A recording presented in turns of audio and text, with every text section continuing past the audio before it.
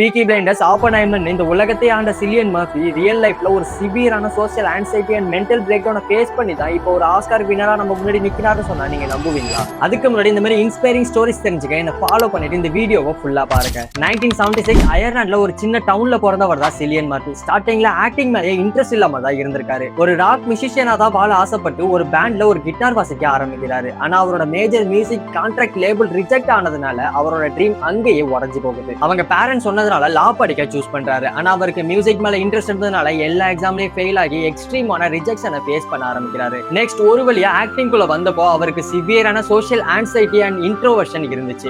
Role set ஆகலனா ஐசோம்னியா, அதாவது தூக்கம் இல்லாம எக்ஸ்ட்ரீம் ஐசோலேஷன், ரூமுக்குள்ள போய் லாக் ஆகி மென்டல் ஸ்ட்ரெஸ்னால ரொம்பவே கஷ்டப்பட்டிருக்காரு. ஆனா அவரோட கண்ணுல உள்ள இன்டென்சிட்டியை கிறிஸ்டோபர் நோலன் கண்டுபிடிச்சாரு. பேட்மேன்ல ஆரம்பிச்சு இன்செப்ஷன்ல சைட் கேரக்டர் பண்ணி பீக்கி பிளைண்டர்ஸ்னு எக்ஸ்ட்ரீம் பிரஷரை தாங்கி 20+ இயர்ஸா சைலன்ஸை மெயின்டைன் பண்ணிருக்காரு. அண்ட் ஃபைனலி 2023 ஆப்பன்ஹைமர் மூவிக்காக 28 கிலோ குறைச்சு அல்டிமேட்டான ஆக்டிங் கொடுத்து பெஸ்ட் ஆக்டர் ஆஸ்கார் அவார்டை வாங்கினாரு. உலகமே அவரோட ஃபேமை பார்த்து தலை வணங்கினாலும் இன்னமுமே ஒரு ஸ்மார்ட் போன் கூட யூஸ் பண்ணாம அவரோட லைஃபை சிம்பிளாவும் பிரைவசியாவும் வாழ்ந்துட்டு இருக்காரு. ஸோ நம்ம எல்லாருக்கும் தெரிஞ்ச தாமஸ் ஷெல்பியை பத்தி நீங்க என்ன நினைக்கிறீங்கன்னு கமெண்ட் பண்ணிட்டு இந்த வீடியோ உங்க ஃப்ரெண்ட்ஸுக்கு ஷேர் பண்ணிட்டு போங்க.